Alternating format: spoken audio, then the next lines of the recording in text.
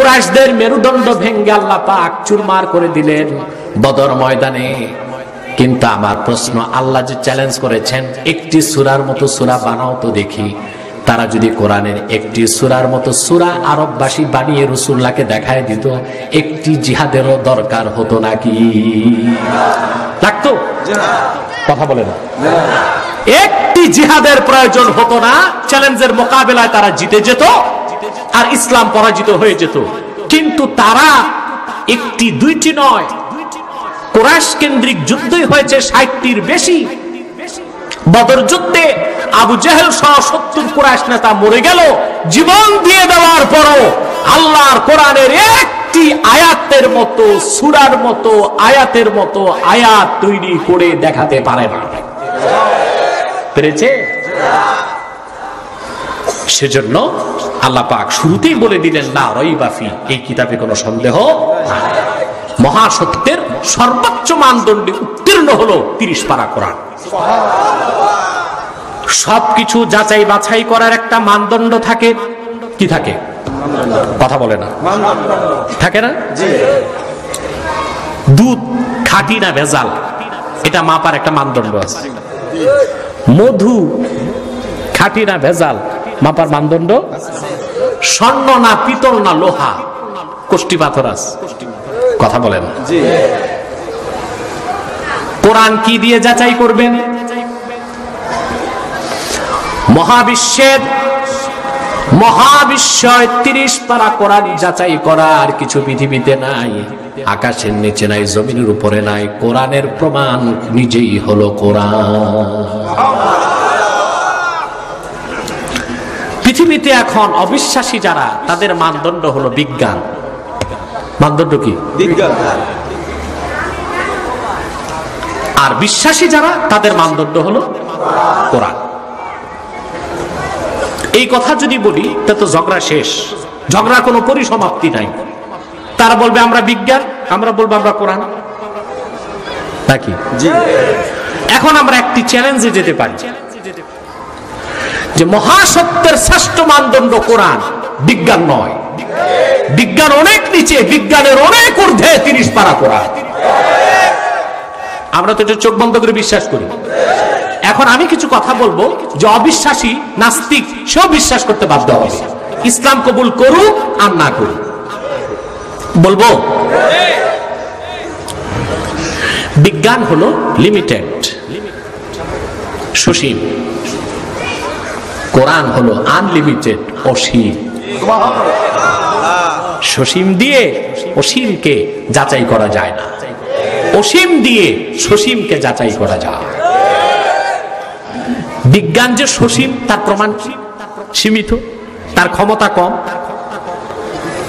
তার প্রমাণ দেখুন, পৃথিবীর যত বিজ্ঞানী, দার্শনিক, জ্ঞানী, গুণী, যত সাইডের বিজ্ঞানী বলুন, জুলজিস্ট,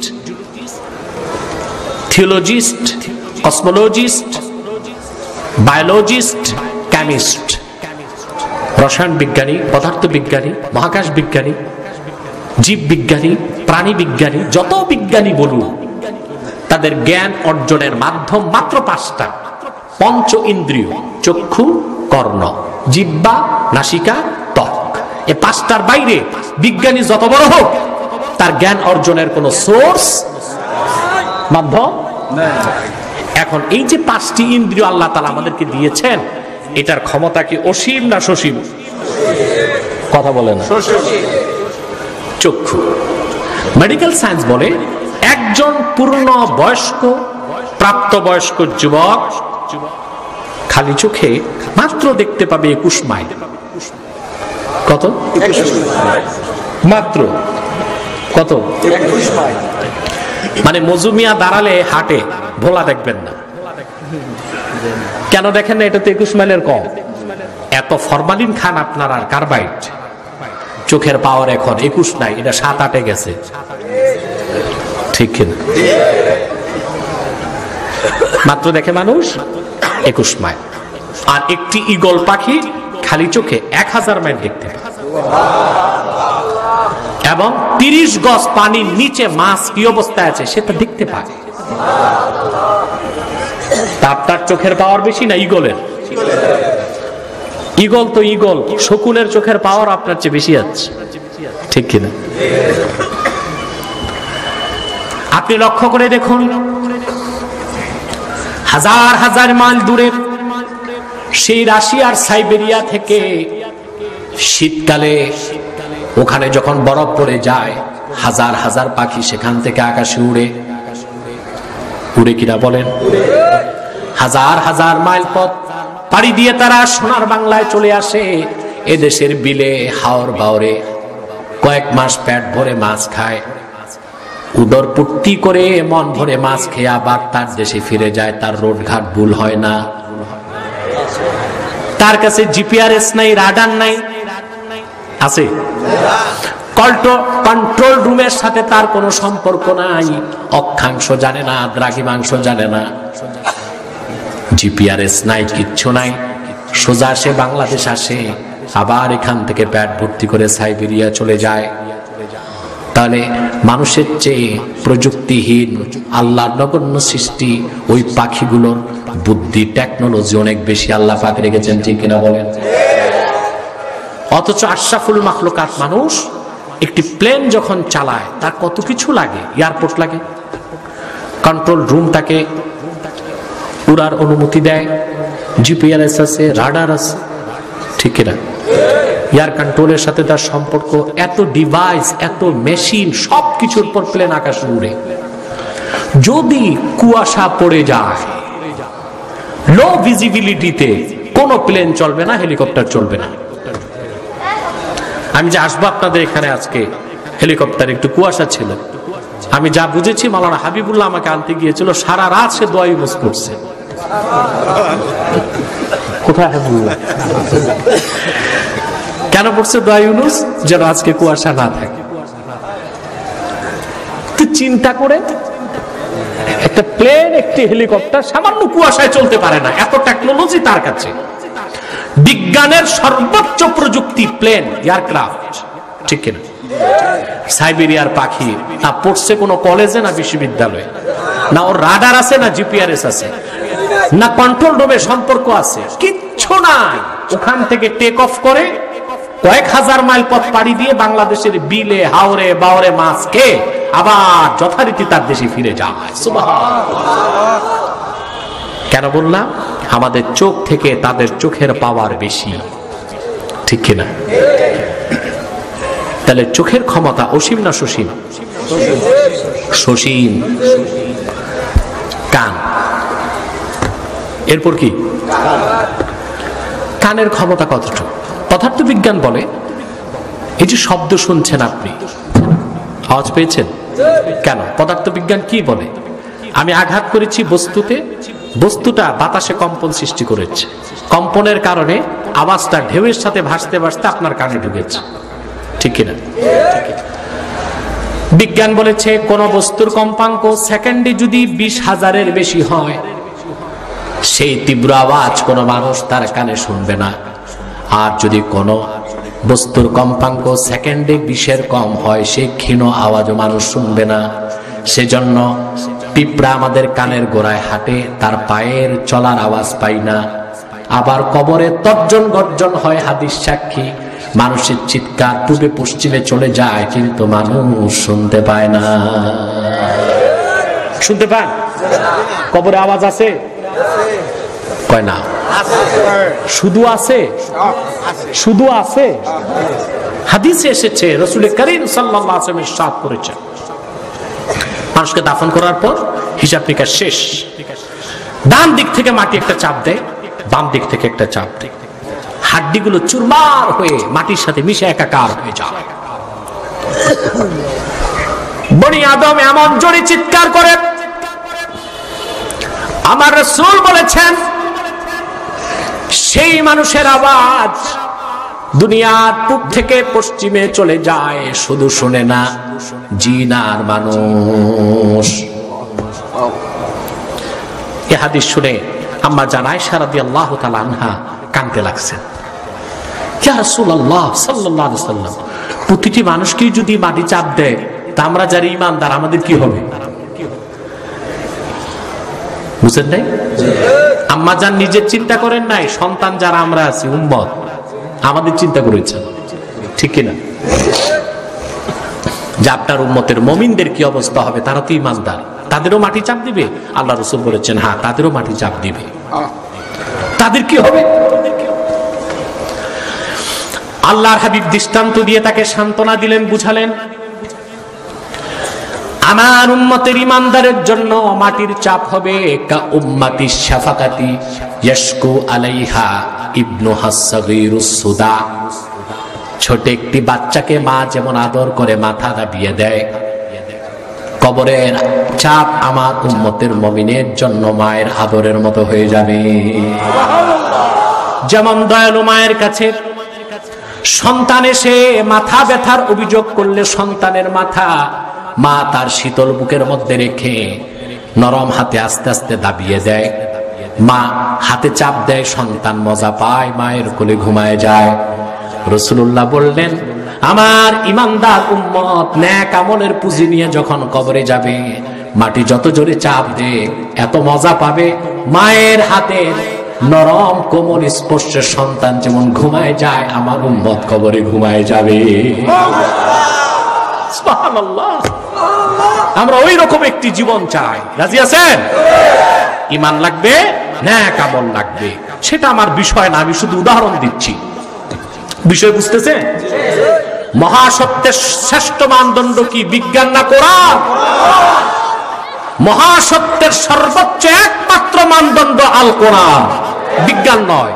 বিজ্ঞান অনেক নিচে, বিজ্ঞান অনেক নিচে। কথা বুঝতেছেন? আমার ভাই বন্ধুগণ, তাহলে কবরে আওয়াজ হয় কিনা বলেন? আস্তে না জোরে? আওয়াজ যায় কোথায়? পূবে পশ্চিমে। আমরা শুনি না কেন? 3.5 হাত নিচেই তো কবর। আমাকে প্রশ্নটা করেছিল, আমার যতটুকু পরে পরে 2007 বা 2008 ইঞ্জিনিয়ার ইনস্টিটিউটে ভিআইপি লাউঞ্জে একটা প্রোগ্রাম ছিল। ওখানে কিছু বিজ্ঞানীও ছিল, আমাদের বাংলাদেশের প্রখ্যাত বিজ্ঞানী ডক্টর এম শমশের আলী, সে ছিল। আপনার বইতে পড়েন শমশের আলীর বিজ্ঞান বই। আলহামদুলিল্লাহ, আমার বয়স কম, কিন্তু আমাকেও রাখছে, তারা প্রধান আলোচক রেখেছে। ইসলাম রিলেটেড প্রশ্নের উত্তরগুলো আমি দিলাম, বিজ্ঞান রিলেটেড প্রশ্নের উত্তর শমশের আলী। বুয়েটের এক ছাত্র দাঁড়িয়ে শমশের আলীকে প্রশ্ন করল, বিজ্ঞানী তো, আর বুয়েটও ওরা বিজ্ঞানী পড়তেছে, স্যার কবরে নাকি আওয়াজ হয়? বলে হ্যাঁ হয়তো। তা আমরা শুনি না কেন? কবরস্থানে যাই, কোনো আওয়াজই তো নাই। শমশের আলী সাহেব বুঝতেছেন জবাবটা কি জানেন? পদার্থ বিজ্ঞান থেকে আমি জবাব দিয়েছি, আলহামদুলিল্লাহ। কোন শব্দের কম্পাঙ্ক 20,000-এর বেশি হলে সেই তীব্র আওয়াজ মানুষ শুনবে না, এটা বিজ্ঞান বলতেছে। অতএব কবরে যে তর্জন গর্জন আওয়াজ, তা তো সেকেন্ডে 20 কোটিরও বেশি, তা মানুষ শুনবে না। এটাই লজিকটিক এবং সায়েন্টিফিক, ঠিক কিনা? কানের ক্ষমতা সসীম না অসীম? সসীম, সীমিত, ঠিক কিনা? তারপর আসেন চামড়া। বিজ্ঞানী যত জ্ঞান অর্জন করে সব ইন্দ্রিয় দিয়ে, আর তার জ্ঞান অর্জনের 5টা মাধ্যম খুবই সীমিত, সসীম, ভুল ত্রুটিতে পূর্ণ। এই জন্য বিজ্ঞানের অর্জিত জ্ঞান মহাসত্যের মানদণ্ডে উত্তীর্ণ নয়। মহাসত্যের মানদণ্ডে উত্তীর্ণ একটাই জ্ঞান, সেটা হলো রাসূলুল্লাহর শ্রেষ্ঠ মুজিজা, আল্লাহর শ্রেষ্ঠ কুদরত, 30 পারা কোরআন। বুঝতেছেন? এত সহজ না, আর একটু বুঝতে টাইম লাগবে। বুঝেন আস্তে আস্তে। প্রিয় ভাই বন্ধুগণ, এই যে আপনারা বসে আছেন, সবার চামড়া আছে না? এটা একটা ইন্দ্রিয়। এটা কি ইন্দ্রিয়? এই মাঠের টেম্পারেচার একরকম না বহু রকম? একরকম। কত ডিগ্রি আমি জানি না, তবে আমার মনে হচ্ছে আপনাদের ভোলাতে এখন 22-23 ডিগ্রি সেলসিয়াস আছে মনে হয় আমার। আপনারা মোবাইলে দেখতে পারেন, তবে এখন মোবাইল দেখবেন না, বাড়ি যেয়ে। কত? 17। আচ্ছা, দেখে ফেলছে অনেকে। প্রযুক্তির খাতিরে মানুষ কোথায় পৌঁছে গেছে, গরমটা যাচাই করে ফেলছে। 17 বা 18, এটা মোটামুটি শীত, ঠিক কিনা? তাপমাত্রা শুধুই তো 18, ঠিক কিনা? কিন্তু হাজার হাজার মানুষের অনুভূতি কি একরকম? খুব খুব জোয়ান মানুষের গরম লাগতেছে, আমরা মোটামুটি যারা বুড়া আর জোয়ানের মাঝখানে, আমাদের লাগতেছে নাতিশীতোষ্ণ, মজাই লাগতেছে, ঠিক কিনা? একেবারে বাচ্চা, ওর কিছুই লাগতেছে না। ইন্দ্রিয় অনুভূতি ভিন্ন ভিন্ন, টেম্পারেচার এক। তাহলে এই যে ইন্দ্রিয় লব্ধ জ্ঞান, এটা ভুল আছে, ত্রুটি আছে, ঠিক কিনা? পৃথিবীতে বিজ্ঞানের যে শাখাটি সবচেয়ে উন্নত তা হচ্ছে মহাকাশ বিজ্ঞান। আমেরিকার নাসাতে বিজ্ঞানীগণ বসে আছে, অতি আণুবীক্ষণিক টেলিস্কোপে বিলিয়ন বিলিয়ন আলোক বর্ষ দূরে নক্ষত্র কিভাবে চলতেছে আমেরিকার ফ্লোরিডাতে বসে তারা দেখতেছে। এখন আপনার কাছে আমার প্রশ্ন, যে বিজ্ঞানী দুই চোখে অন্ধ, ওরে টেলিস্কোপ দিলেই কি আর বায়োস্কোপ দিলেই কি, ও কি দেখবে? কথা বলেন। ও তো তার নাকের ডগায় যে মাছি বসছে তাও দেখবে না। মূল কি টেলিস্কোপ না চোখ? কথা বলেন। বিজ্ঞান ও প্রযুক্তি মূল না ইন্দ্রিয় অনুভূতি মূল? সেজন্য বলি, মানুষ যত বড় বিজ্ঞানী হোক, আল্লাহ পাক তাকে যে 5টি ইন্দ্রিয় দিয়েছেন তার ক্ষমতা খুব সীমিত। সেই সীমিত ক্ষমতার ইন্দ্রিয় অনুভূতির জ্ঞান থেকে বিজ্ঞানের বিকাশ, সেটা সসীম। ভুল আছে, ভ্রান্তি আছে, ত্রুটি আছে, সেটা দিয়ে কোনোদিন অসীম 30 পারা কোরআনকে যাচাই করা যাবে না। বিজ্ঞান থেকে অনেক ঊর্ধ্বে আল্লাহর কোরআন, সেজন্য কোরআন যাচাইয়ের কিছু নাই, কোরআনের প্রমাণ নিজেই কোরআন। আসেন এবার একটু দেখাই কোরআন থেকে বিজ্ঞান কত পিছে, একটু দেখবেন? কথা বলে না। কোরআন কারীম একটি সূরা আছে, তার নাম হাদিদ। কি নাম? হাদিদ অর্থ লোহা।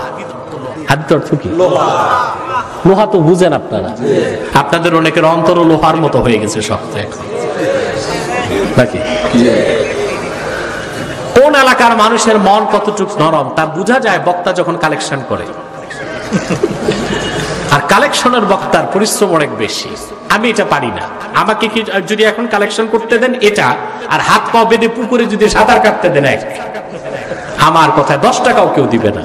এটা বক্তাদের কিছু কারিশমা আছে, কি আছে? বিভিন্ন ঘটনা দিয়া কৌশলে এক পর্যায়ে নিয়ে মনটা নরম করে পকেটে যা আছে সব বের করে দেয়। এও একটা বিদ্যা। কি বলেন আপনারা? সবাই পারবে? কষ্ট হচ্ছে না তো আপনাদের?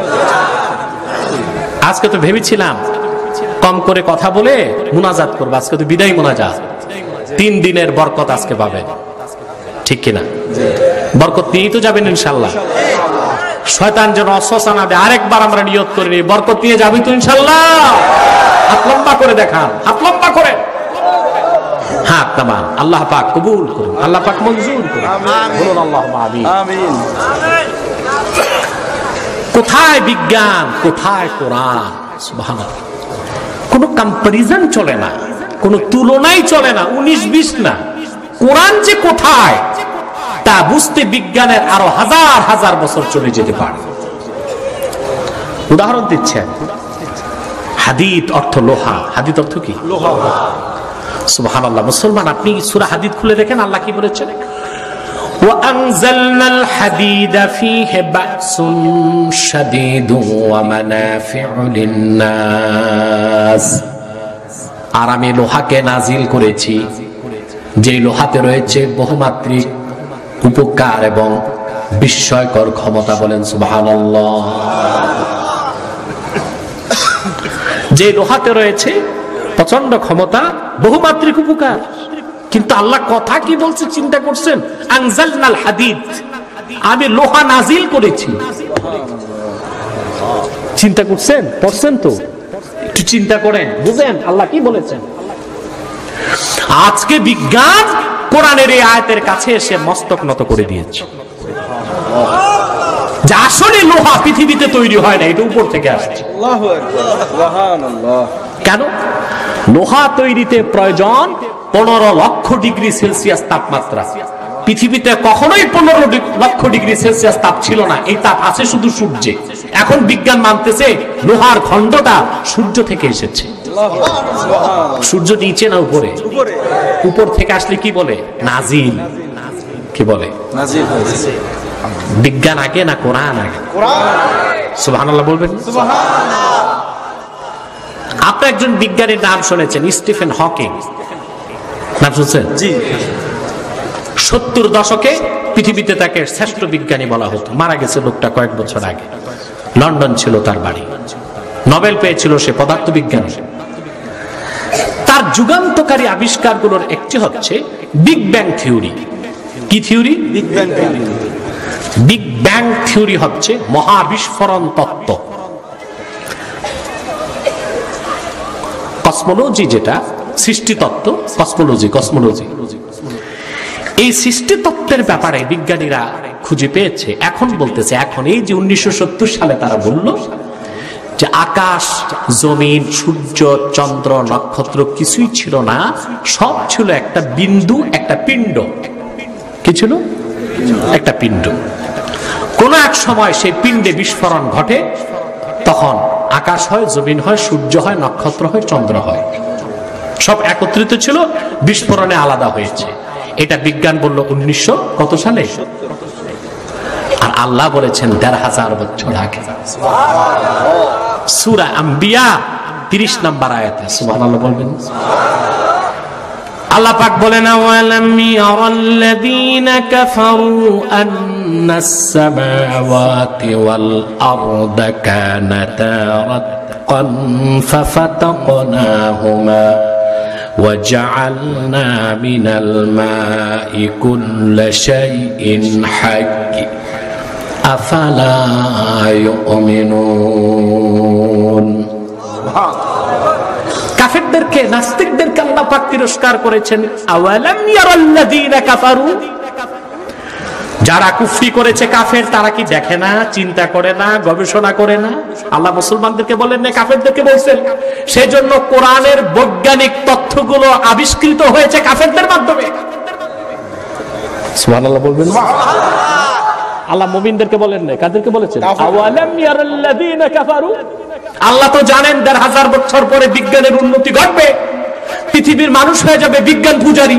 বিজ্ঞান যা বলবে তা মানবে, বিজ্ঞান যা অস্বীকার করবে তা অস্বীকার করবে, যেটা নাস্তিকরা, জড়বাদীরা, বস্তুবাদীরা করতেছে।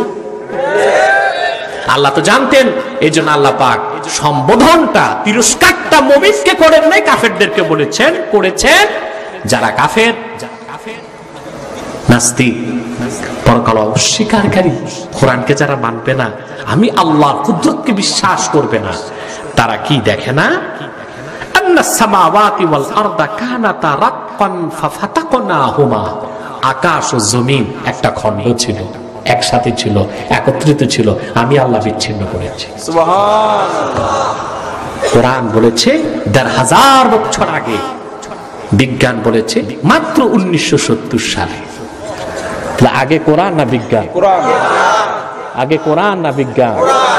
জোরে বলতে হবে। তারপরে কি? সুবহানাল্লাহ। বিজ্ঞানের জনক বলা হয় অ্যারিস্টটলকে। কাকে বলা হয়? নাম শুনছেন? গ্রিক দার্শনিক অ্যারিস্টটল। আপনার বিজ্ঞানে পড়ছেন না? তার এটা ঈসা নবীর জন্মের 350 বছর আগে জন্ম, আজকের না, বহু পুরান মানুষ। তাকে বলা হয় ফাদার অফ সায়েন্স, বিজ্ঞানের জনক। তার যুগান্তকারী বৈজ্ঞানিক আবিষ্কার ছিল যে পৃথিবী স্থির, এটা ঘুরে না। 1600 শতাব্দীতে বিজ্ঞানী গ্যালিলিও, সে বলেছে অ্যারিস্টটলের মাথায় সমস্যা ছিল, শুধু পৃথিবী না, মহাশূন্যে সব ঘুরে। এটা তো বিজ্ঞানের আবিষ্কার নয়, এটা কোরআনের আবিষ্কার। আল্লাহ পাক 1500 বছর আগে সূরা আম্বিয়াতে আল্লাহ পাক বলেন, ওয়াজআলনা, আল্লাহ পাক বলেন, ওয়া হুয়াল্লাযী খালাকাল লাইলা ওয়ান নাহারা ওয়াশ-শামসা ওয়াল কমার কুল্লুন ফি ফালাকি ইয়াসবাহুন।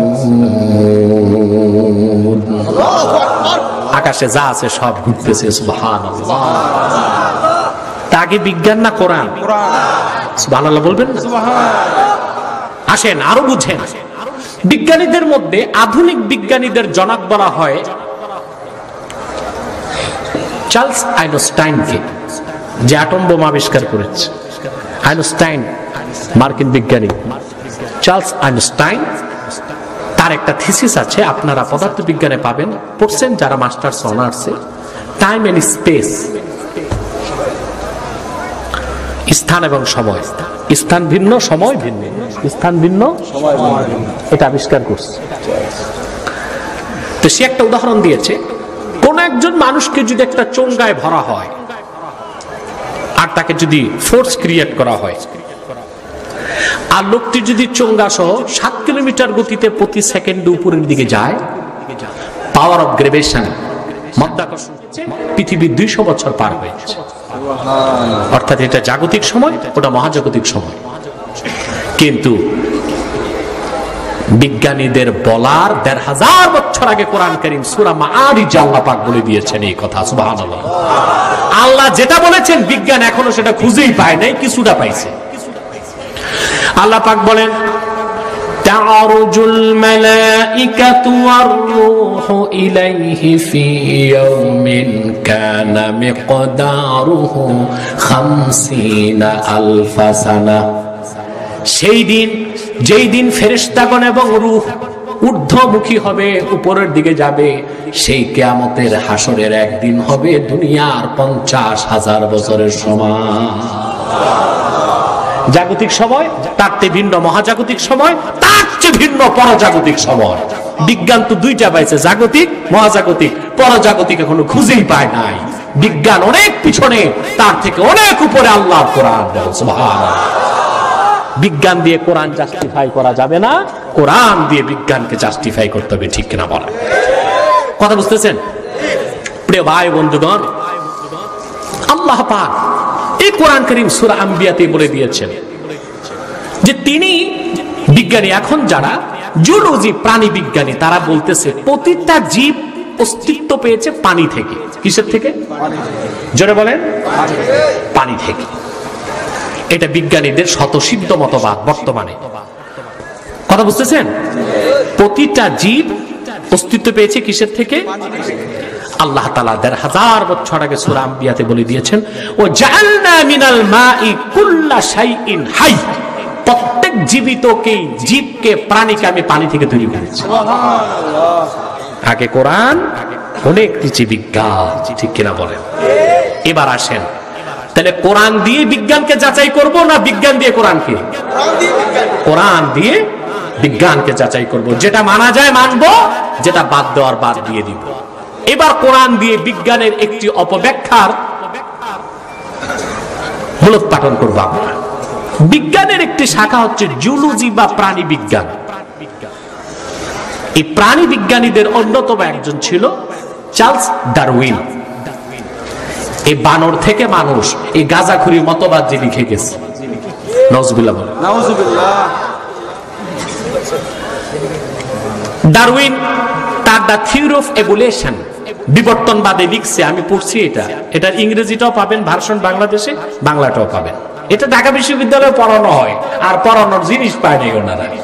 এর চেয়ে ভালো ছিল রূপকথার গল্প পড়া। ঠিক আছে, ঠাকুরমার ঝুলি পড়লো এত গুণ হইতো না, ডারউইনের বিবর্তনবাদ পড়লে যত গুণ হয়। যুবকরা নাস্তিক হয়ে যাচ্ছে, বেঈমান হয়ে যাচ্ছে, পরকালকে অস্বীকার করছে, ঠিক কিনা বলেন? একটা ছাত্রের মগজ যদি ঢুকান বানর থেকে আমরা আসছি, সেকে আদম বিশ্বাস করবে? জান্নাত? কথা বলে না, করবে? এখন তারা কি বলে জানেন? মানুষ কিভাবে সৃষ্টি হলো তাদের একটা গল্প আছে, শুনবেন? কথা বলে না। সেটাকে আমরা রদ করব কোরআন দিয়ে, কারণ বিজ্ঞান দিয়ে কোরআন যাচাই করা যাবে না, কোরআন দিয়ে বিজ্ঞানকে যাচাই করতে হবে, ঠিক কিনা বলেন? তারা গল্পটা কি বানাইছে? গল্পটা যে আজ থেকে 450 কোটি বছর আগে কত? 450 কোটি বছর আগে। 1 কোটি 2 কোটি না, 4.5 বিলিয়ন বছর আগে পৃথিবীতে ছিল শুধু পানি। বেশ ভালো কথা, দেখছে কে? সব নাই, জবাব নাই। বিজ্ঞানের পুরাটাই গোজামিল, কিছু ছাড়া। আমি বলে থাকি বিজ্ঞানের 70% হচ্ছে রূপকথা, কল্পনা, 20% হচ্ছে থিসিস কিংবা হাইপোথিসিস, ধারণা, 10% হচ্ছে প্রমাণিত। সে 10% প্রমাণিত বিজ্ঞান দিয়ে 100% বাস্তব কোরআনকে যাচাই করা যাবে না। যাবে? এই জন্য কোরআনের শুরুতে আল্লাহ বলেছেন লা রাইবা ফি, নির্দ্বিধায় তুমি পড়ো, কোনো সন্দেহ নাই, যা আছে আমি আল্লাহর কথা। সুবহানাল্লাহ। বুঝতেছেন? যুবকরা ভালো করে বুঝো, তোমাদের ভিতর ভাইরাস ঢুকতেছে, ঠিক কিনা? এই ভাইরাস বের করতে হবে। কি করতে হবে? প্রিয় ভাই বন্ধুগণ, তো 450 কোটি বছর আগে ছিল কি? দেখছে কে? এটা জবাব নাই, এটা জবাব নাই। বেশ ভালো কথা। তারপর কি হল? বলে তারপরে কোটি কোটি কোটি বছর পরে পাথরের মধ্যে সালোক সংশ্লেষণের মাধ্যমে উদ্ভিদ জন্ম নিল সূর্যের আলো থেকে। আরো কি গল্প আছে। তারপর কোন রকম একটা জীব হলো এককোষী জীব, অ্যামিবা। কিনা? ফিউশন, কোষ বৃদ্ধির মাধ্যমে এটা আস্তে আস্তে বড় হইতে লাগলো। বড় হতে হতে এভুলেশন, বিবর্তনের মাধ্যমে এক সময় এটা ব্যাঙের রূপ নিল। কিসে? ব্যাঙ। বেশ ভালো কথা। তারপর কোটি কোটি বছর পর ব্যাঙ পানি থেকে মাটিতে আসছে। তারপরে এটা বিবর্তনের মাধ্যমে আস্তে আস্তে বানর হলো। কি হলো?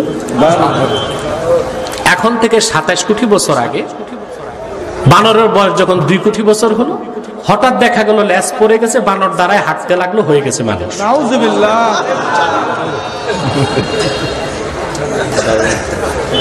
বিজ্ঞানের এই গল্পটা আমরা এইভাবে বলতে পারি। আপনারা জানেন, ছোটকালে নানি দাদিরা কোলে নিয়ে বাচ্চাদের ঘুম পাড়ানোর সময় রূপকথা বলতো। এক দেশে ছিল একটা রানী, রানীর ছিল একটা ঘোড়া, ঘোড়ার ছিল 8টা পা, 3টা মাথা, 6টা লেজ, 4টা ডানা। এই গল্প শুনতে শুনতে কখন যে নাতিরা ঘুমায় যেত আষাঢ়ে গল্প শুনে, টের পাইতো না। ডারউইন এই বিবর্তনবাদ আবিষ্কার করলো। সে শুধু গাঁজা খায় নাই, মেয়াদ উত্তীর্ণ গাঁজা কয়েক টুকলা খাইয়া এটা লেখছে।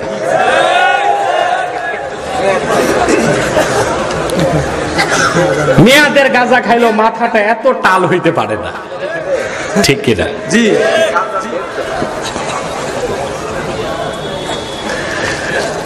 ফ্রান্সের শ্রেষ্ঠ জুলজিস্ট ডক্টর পিপি গ্রাস তিনি বলেছেন যে ডারউইন যা বলেছে সম্পূর্ণ অবৈজ্ঞানিক, মিথ্যে একটি কথা।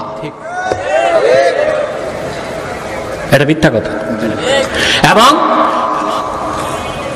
এটা সম্পূর্ণ ভুয়া, বৈজ্ঞানিক কোন তথ্য না, ডারউইনের একটা কাল্পনিক মতবাদ। ডক্টর পিপি গ্রাস পশ্চিমা বিজ্ঞানীদের সর্বশ্রেষ্ঠ বিজ্ঞানী, তার তথ্য নিয়েছেন।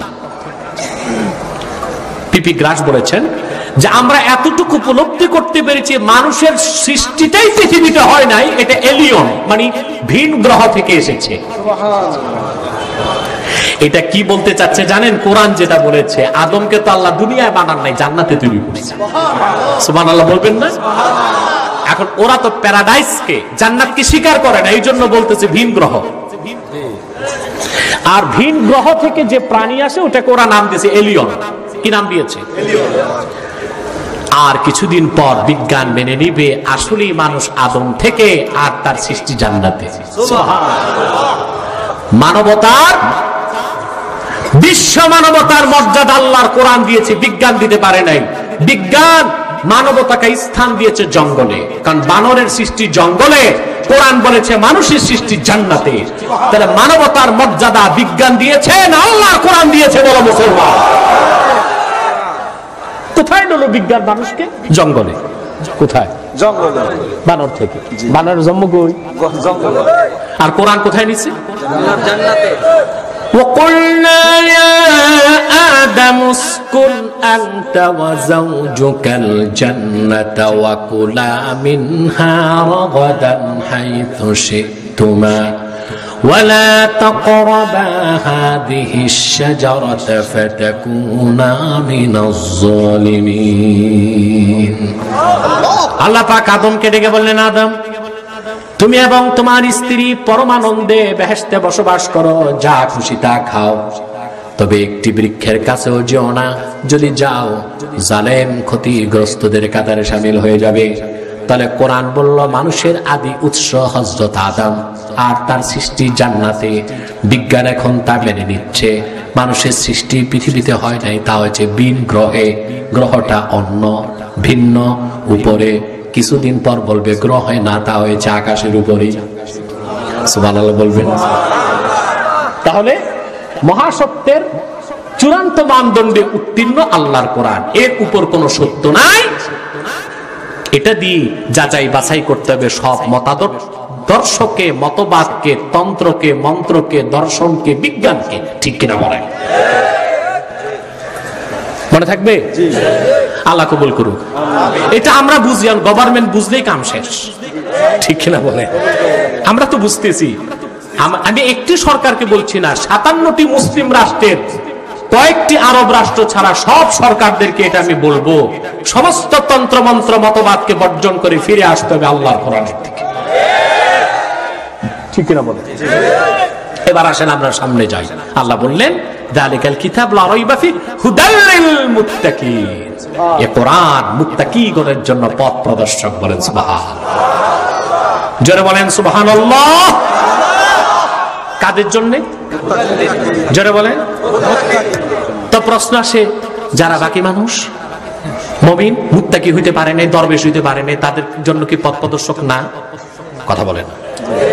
ওইটা আল্লাহ অন্যত্র জবাব দিয়েছেন। হ্যাঁ শোনো, وَنَزَّلْنَا عَلَيْكَ الْكِتَابَ تِبْيَانًا لِكُلِّ شَيْءٍ وَهُدًى وَرَحْمَةً وَبُشْرَى لِلْمُسْلِمِينَ। মুহাম্মদ সাল্লাল্লাহু আলাইহি ওয়াসাল্লাম, আপনার উপর আমি কোরআন নাজিল করেছি তিবয়ানান লিকুল্লি শাই। এই কোরআনের সব কথা আছে, এটা বিশ্বাস করেন? আকাশের উপরের কথা, নিচের কথা, জমিনের উপরের কথা, নিচের কথা, বিজ্ঞানের কথা, দর্শনের কথা, অর্থনীতি, সমাজনীতি, রাজনীতি, শিক্ষানীতি, লেনদেন, বিচার আচার। ঠিক কিনা বলেন? পোশাক আশাক, সংস্কৃতি, সব কথা কোরআনে আছে। ঠিক কিনা বলেন? তাহলে কোরআনের রাজনীতির কথা বললেই আপনারা একদল লোকের জলাতঙ্ক শুরু হয়ে যান। তাফসীর হয় না, রাজনীতি করে, বলে না? কথা বলে না, লজ্জাবান বলতে। আমরা প্রতিটি মুসলমান রাসূল করিম সাল্লাল্লাহু আলাইহি ওয়াসাল্লাম ১৫০০ বছর আগে যে রাজনৈতিক আদর্শ শিক্ষা দিয়েছেন সেটা বিশ্বাস করি। কারণ সেটা বিশ্বাস করা ছাড়া মুসলমান হবার কোনো সুযোগ নাই। আছে? আপনি আমার লাইভ শোটা দেখবেন বুদ্ধিজীবীর সাথে, তার প্রতিটি কথাকে আমরা কোরআন সুন্নাহর শক্ত, কোরআন সুন্নাহ ভিত্তিক আমাদের শক্ত হাতুড়ি দিয়ে আঘাত করেছি। আলহামদুলিল্লাহ, নাস্তানাবুদ হয়ে গিয়েছে। আমরা প্রমাণ করেছি কোরআন কারীমের রাজনীতিকে বিশ্বাস করা ছাড়া মুসলমান হওয়া যাবে না। তবে সেটা ডেমোক্রেসি নয়, সেটা অ্যারিস্টোক্রেসি।